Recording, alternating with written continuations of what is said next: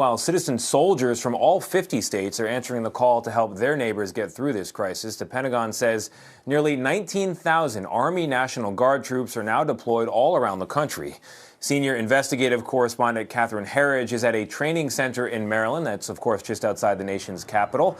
Catherine, we're used to seeing the National Guard deployed in a natural disaster, a tornado, a hurricane. This is kind of a national 50-state disaster. But what kind of role are they playing?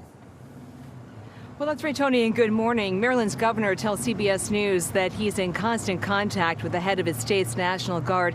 They have regular morning briefings as they work together to navigate what's next. It's sort of like a terrible hurricane, but instead of hitting one state, it's hitting all 50 states. And it keeps coming every day, and it keeps intensifying and getting worse. Like so many governors across the nation, Maryland's Larry Hogan is watching the unfolding crisis in New York City and relying more than ever on his state's National Guard. We actually believe here in the Maryland, D.C., and Virginia area, we're maybe about 2 weeks behind New York, and we're going to be the next hot spot. We're doing everything we can. Major General Timothy Gowan leads the Maryland National Guard. We've got a lot of missions. Our number one mission is to help with the medical surge in any way that we can. In Maryland, Gowan's teams are fanning out across the state. In Baltimore, the Guard set up cots for a field hospital at the convention center, a COVID-19 testing site at FedEx Field, home of the Washington Redskins.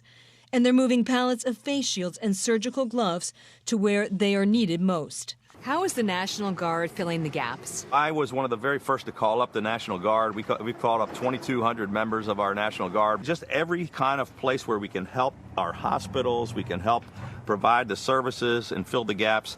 They've been doing a tremendous job in stepping up. These are citizen soldiers who got called up to go serve, and every time we call on them, they always answer the call. This week, the Defense Secretary told CBS News the Guard may be asked to do even more. You know, I served in the Guard for many years. I know what they can do. They're very capable. I'm very proud of what our Guardsmen are doing. But we have a whole lot more capacity out there in the Guard right now to do more. Maryland's more than 6 million residents are now among the nearly 90% of Americans ordered to stay at home. Are you prepared to enforce the stay-at-home order? It's a mission that we're capable of, and we're trained for it. We haven't been asked to do it yet. For now, the Maryland Guard is preparing for the expected surge in fatalities mid-April. And they're also delivering hope. The Guard can bring a sense of community at a time when people feel very isolated. They really do, you know, so it could be the opposite. You could see a bunch of folks in fatigues and, military vehicles, and it could be a scary thing and say, well, this, but it's not. It's a relief. When they come in, people say, help is on the way. And these guys are coming in here, and they're going to help keep us safe.